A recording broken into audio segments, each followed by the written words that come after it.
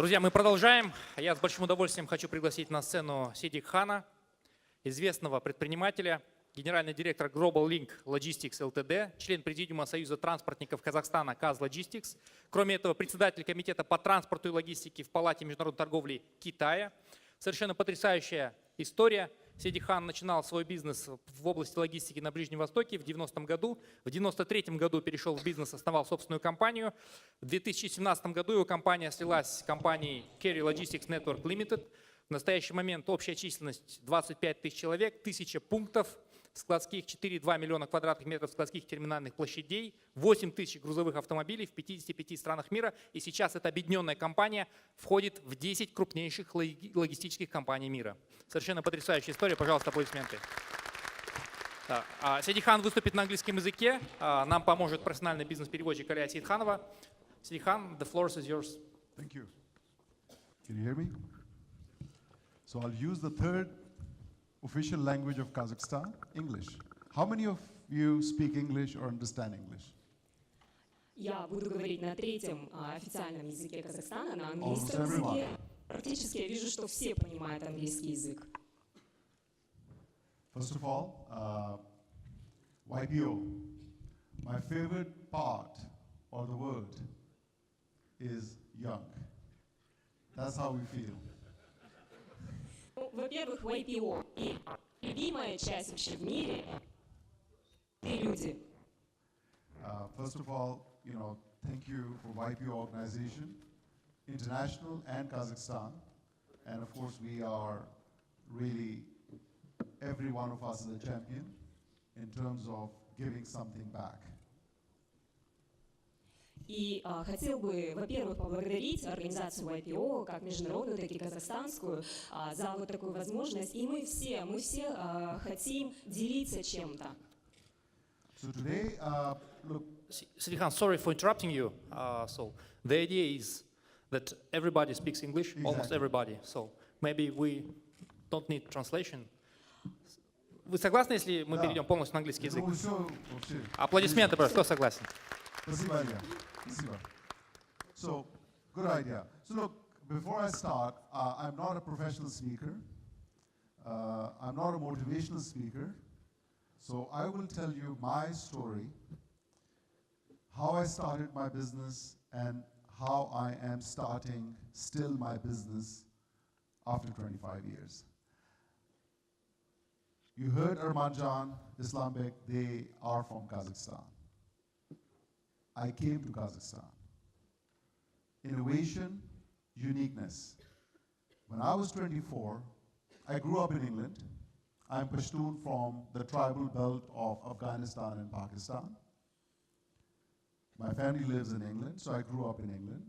I started my career in 91 in Dubai. 92, Soviet Union collapsed. And that where my business concept idea came into my head. I could have started my business in UK. Maybe I would be one of the 5,000 companies already in the business. I could have started my business in the Middle East, but there was no uniqueness. I looked at Central Asia, and I still remember the thumb rule. If you put your hands together on a world map, small one, this finger will touch Frankfurt, this Shanghai, the thumbs will meet on Kazakhstan. So that was my business strategy.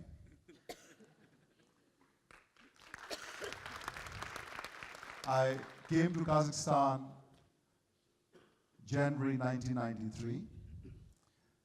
The only word in English I spoke was, Russian I spoke was "Stoy, strelять budu."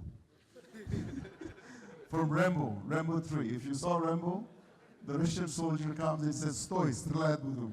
So that was my Russian. I had no idea where I was, but I knew this is the place I can advertise the first transport and logistics company in Central Asia, in Kazakhstan. It's better to be small, but it's even better to be number one. So I started the first third-party logistics according to international norm, company in Kazakhstan with a conception in 1993. With a legal registration, we started the business in the beginning of 1994. It was a big risk, but at the age of 24, you do not understand the risk the way we understand today. So risk appetite is big, you're single, no family. The worst case scenario, you lose. As Islam Beg said, you fall, you get up, move on. A lot of people, when I came, they asked, why not Moscow? Why exactly you didn't go to Moscow? Simple. The reason I did not go to Moscow is because everyone was going to Moscow. You know, after the Soviet collapse, every single business company, businessman was going to Moscow. And I went to Moscow. And I looked at the cost of life and living. And I said, no way. With my $25,000 startup capital, which I had raised, Moscow I'll survive only for a month. So let me look for a place where I can really survive at least for a year for 25,000. So that was Almaty. And if I have to do it again, trust me, I'll do the same. Можно, пожалуйста?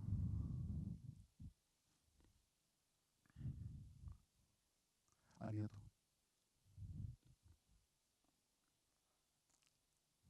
Хорошо. Ой, рахмет. So that's a very quick milestone. 1993, the concept. 94, first office in Almaty.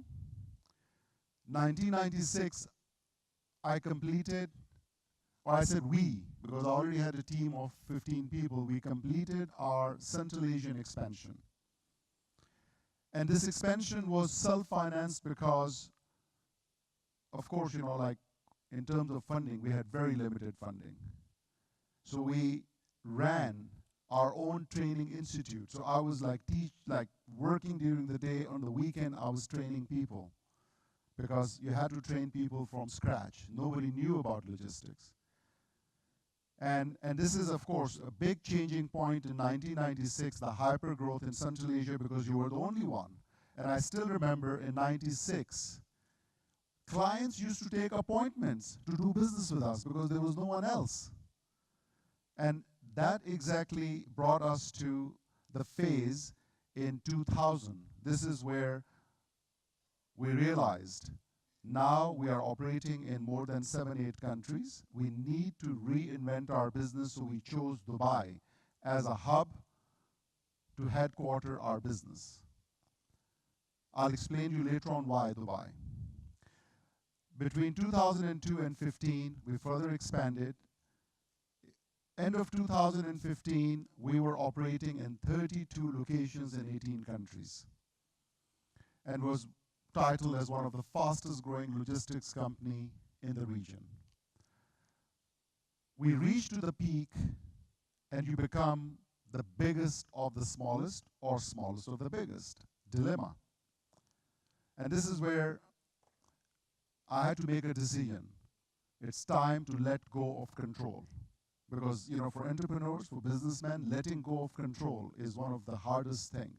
You want to control everything. I let go of control, brought professional management. 2017, Kerry Logistics, Globalink, leading company in Asia, operating in about 20-25 countries. Globalink, operating in about 18 countries. We merged. The merged company we took to public. We're listed in Hong Kong stock market today. We are now listed 2018 among Fortune 100 companies on the Hong Kong stock market.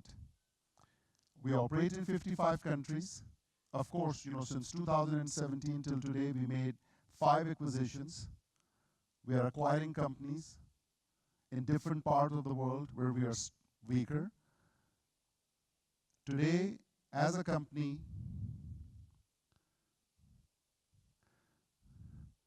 we are operating in 55 countries, manage 1,000 service points employ 25,000 people.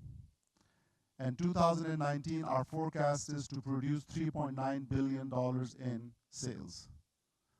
So that is a startup from Almaty.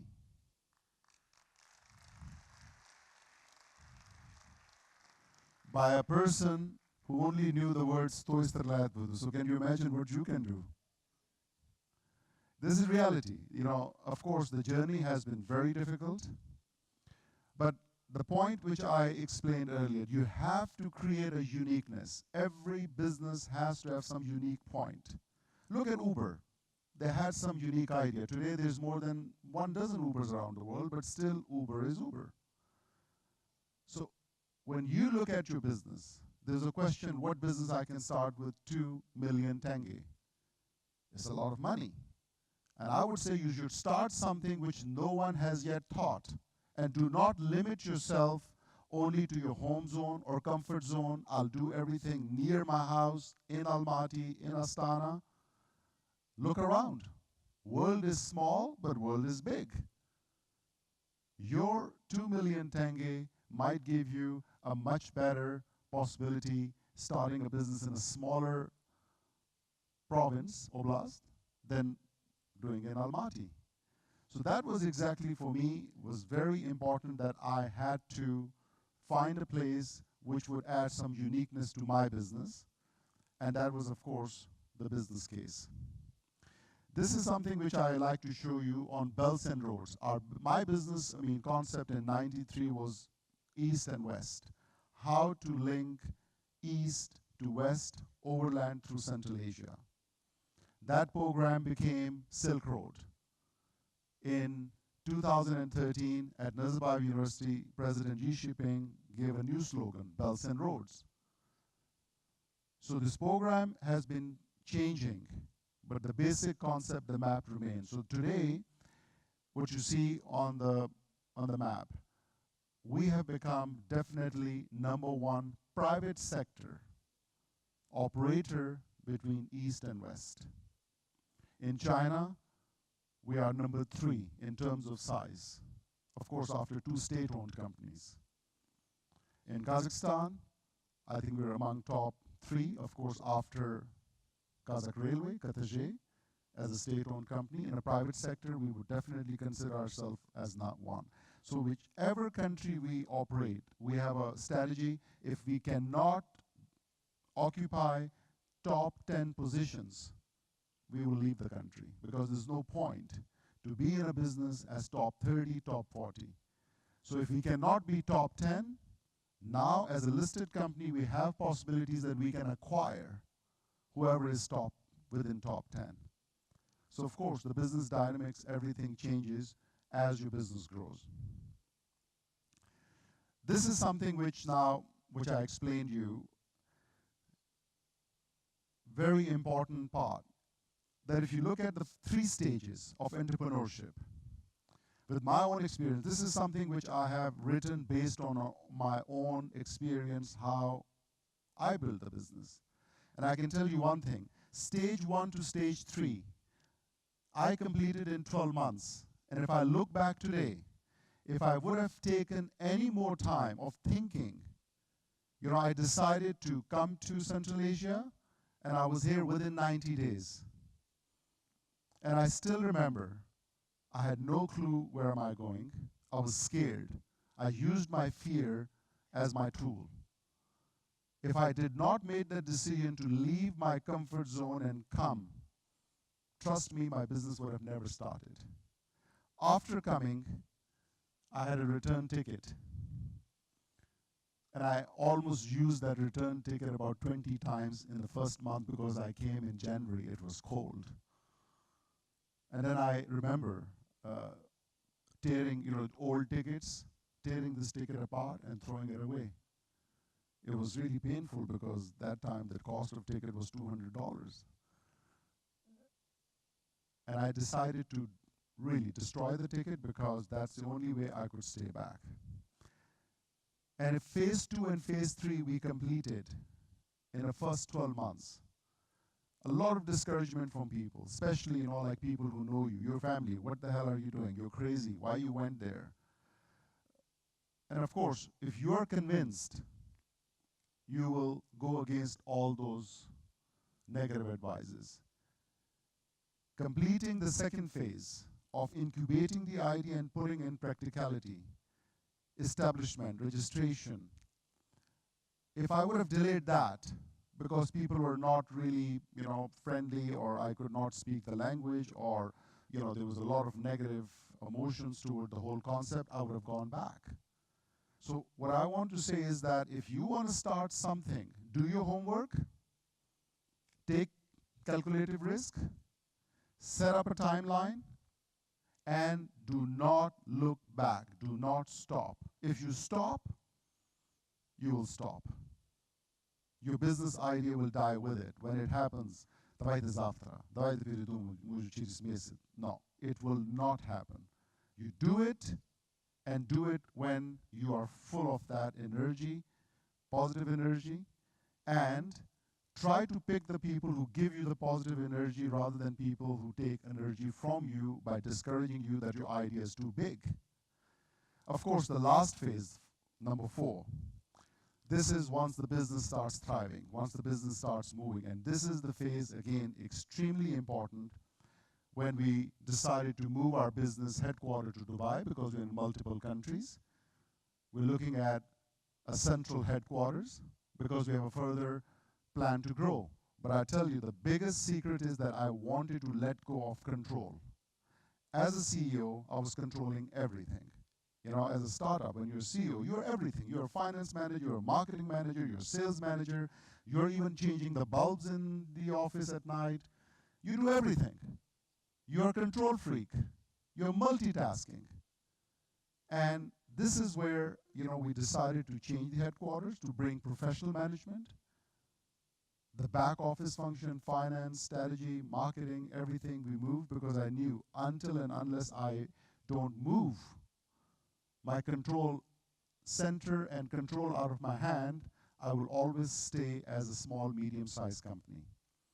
And these are the cycles which, of course, I would like to explain to you. I have 3 minutes. Phase 1. Phase 2, of course, you understand. This is where you run. Company reaches the size that you have to work on process management. It's extremely important that whatever business you start, whether it's a small business, large business, you must understand your process, and everyone in the organization along with you must believe in that process. It's like McDonald's concept. Whichever country, whichever city you go, you get very standardized process how they produce and serve you that burger. That's the standardization. And it's extremely important for a business. And of course, centralization at the same time. You look at the legal base, you look at the most efficient base which can help you grow, do more fundraising. Number 3, again, when the business is in a hyper mode, you're really, really moving fast. Pick up the niche, because along the way, we started as a land transport company, but then, you look at aviation, you look at sea, you look at other areas, because you have already built up the size, then you can add more onto it. The most important, which I would like to really pay a lot of emphasis here, is number 4, the exit strategy. Do not forget to really think of an exit strategy even before you start your business. Every business must have an exit strategy. If you don't have an exit strategy, you have a bad business plan. Because every business should be able, or entrepreneur should be able to exit, and exit does not mean you sell and you leave. I mean, our exit strategy, how? We exited through IPO. We converted our private shares into public shares. It is an exit strategy, but exit strategy in a way which helps us to reinvest now in other sectors. So you converted your private shares into public shares, you're able to do fundraising, and that gives you a lot of power in terms of financial power to acquire other companies, other businesses. And my dream in the last 5 years was to build an e-commerce platform. And today, majority of our investment is going into e-commerce. This year, we have become the largest partner of Alibaba in Asia. We are the third largest provider for Amazon in Asia. And that's exactly what we did. Exiting through IPO, reinvesting into new sectors, which gives us a further platform to expand. 2020, our target is to be in 65 countries. Very short time, and we have no time. And again, our exit strategy is helping us now to reinvest into other companies through acquisitions, through mergers, through joint ventures. And of course, if you have a good exit strategy, you must at the same time have a good re-entry strategy. Because exit does not mean that you retire. Exit means that your core business has reached the size that you can cash out to an extent in different ways and forms, and reinvest that money into other segments which will help you to grow even further. Thank you very much.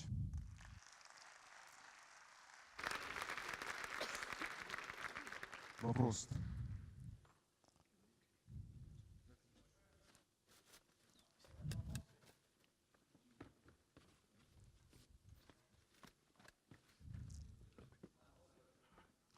Хорошо.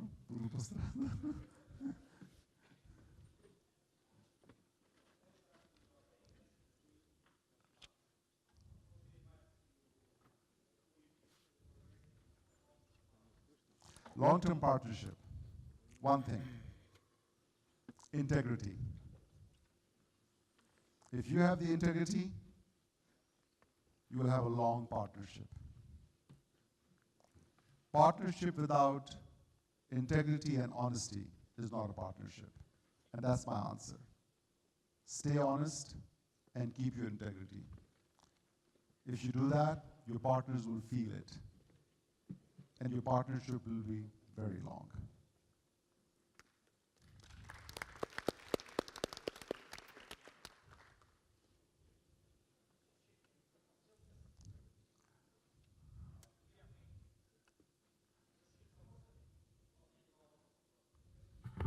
Здравствуйте. Можно на русском, да?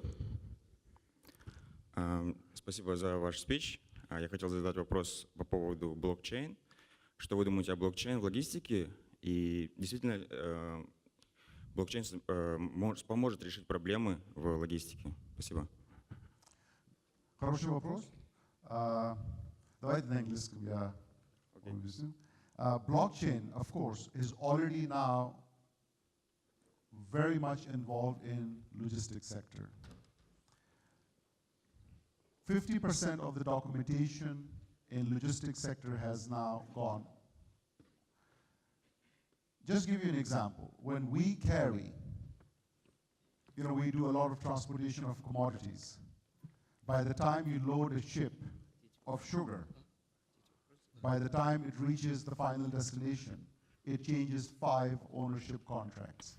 While the ship is moving, people are buying and selling your commodity. Really. Sometimes, when we load freight from China to Russia or Kazakhstan, by the time it reaches the destination, owners have changed.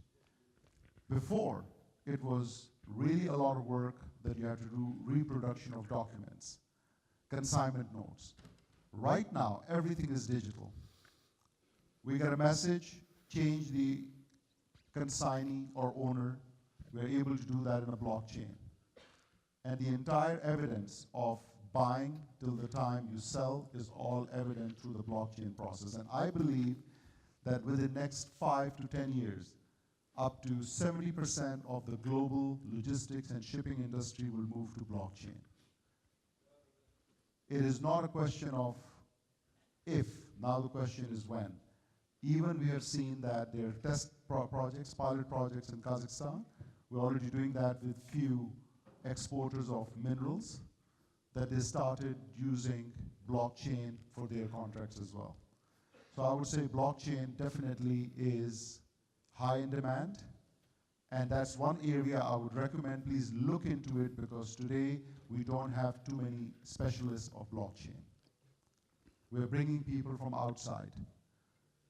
and this is, I think, a big area for young entrepreneurs to look into blockchain applications.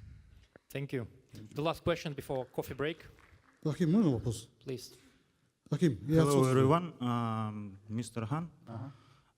My English is not too good to Давай answer the по-русски. question in English. На русском можно вопрос задать? Да, и хорошо. поэтому я хотел бы спросить на русском языке. Да. Мой вопрос больше касается именно Казахстана. Многие, наверное, знают, что Казахстан — это самая большая страна в мире, которая не имеет выхода к открытому морю, Мировому океану. Поэтому, допустим, доставка тех же самых грузов, именно логистика с дальнего зарубежья представляет для Казахстана большую трудность. И мы вынуждены пользоваться услугами, допустим, Российской Федерации, Китая или каких-либо других стран. Поэтому я хотел бы задать вопрос, каким вы именно видите выход для Казахстана, для того, чтобы логистика и доставка грузов и вообще именно торговля мировая для Казахстана проходила в более легком ключе. Спасибо. Let me quickly, I have very little time, so quickly tell you two things. We cannot change the geographic location of Kazakhstan. This is what we have. Question is what we can do out of it. Two examples. Singapore. More than 1,100 times of their import transits through Singapore.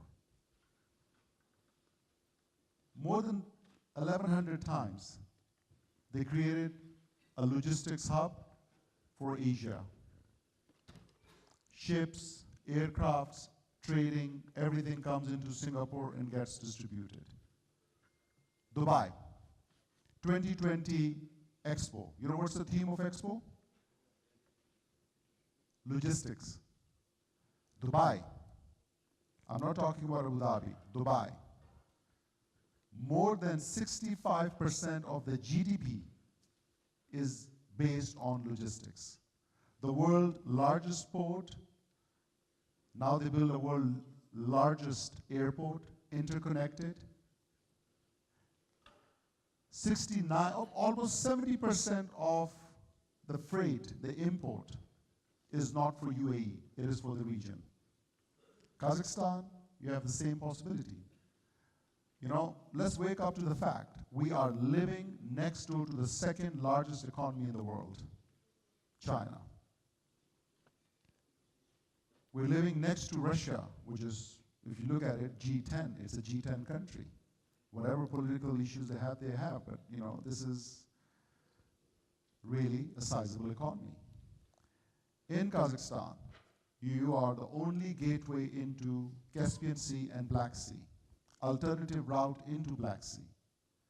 Today, I don't have that figure, and I would have shown you that 2019, 2010, we were looking at about 300 freight trains, container trains that transited through Kazakhstan. 2015, 2,500 freight trains transited through Kazakhstan. 2019, we're expecting almost 5,000 trains, freight trains, to transit through Kazakhstan. 2020 prognosis, 12,000 freight trains going to transit through Kazakhstan. That's the royalty, what Kazakhstan can make from one container. Processing. Khargos, if you look at the master plan, this is where the processing can be done. China is no longer selling assembled goods. Labor is too expensive. They're looking at different parts of the world where they can bring spare parts, do the local content, and do the assembly for further exports and distribution in the region. There's no reason why Kazakhstan cannot be the front line of that processing. So, of course, there's a very high potential. As a matter of fact, why I came to Kazakhstan? Because I was attracted of this country being landlocked. Because this is where the business opportunities are. When you're landlocked, you still have to move. So don't consider being landlocked as an advantage. It is instead a big advantage for you. Спасибо. Спасибо. Буквально один вопрос, один-два. Хорошо, очень лаконично, пожалуйста, Алмаз. Девушка. Короткий вопрос. Сиддик, thank you very much for your not only inspiring but also educational speech, and thank you for everybody. First question is, what drives you? Second, это второй вопрос, это касается тоже не только вам, а другим. Когда вы напишете историю о бизнесе? Вот недавно я был в Меломане, господин Адин Рахимбаев написал книгу хорошую, но о Айронмане. Но когда вы все напишете книгу о своем бизнесе, как становились, потому что, к сожалению, не все могут сегодня участвовать и видеть хорошее такое мероприятие, которое сегодня проходит. Спасибо. И девушка, сразу вопрос задайте, пожалуйста. Да, пожалуйста. And the last question. I just want to say thank you for your influenced speech, and I had a similar question like this person. So thank you. What drives me? Okay, well, книга Арманджан обещал меня, он будет писать книгу. I'll give him the royalty. Almas is, by the way, a member of YPO as well. He's the youngest. What drives me? Let me tell you really what drives me. When you have 25,000 people on your payroll, sometimes you wake up in the middle of the night, breathing, my God, I have to pay all the salaries every month. And that's a huge responsibility. It's an honor, really, but it's a huge responsibility. That means, you know, like when you have 25,000 people, that means up to maybe 100,000 people are indirectly dependent on 25,000 people. And as a business leader, myself and my team, we have the responsibility that every right decision we make, we bring more prosperity to the people in our organization. We can extend their prosperity. We can help them drive their dreams. We can create entrepreneurs within our organization. The day we make a wrong decision, the effect can be very negative. And thinking of that how much responsibility you have, it drives you. You wake up in the morning, it's not about money, it is about really that you want to make sure that the people who believed in you, joined your organization, they will prosper, and they will basically drive their own lives and become better people. So that's what really drives me at the end of the day. Thank you. Пожалуйста, аплодисменты. Спасибо.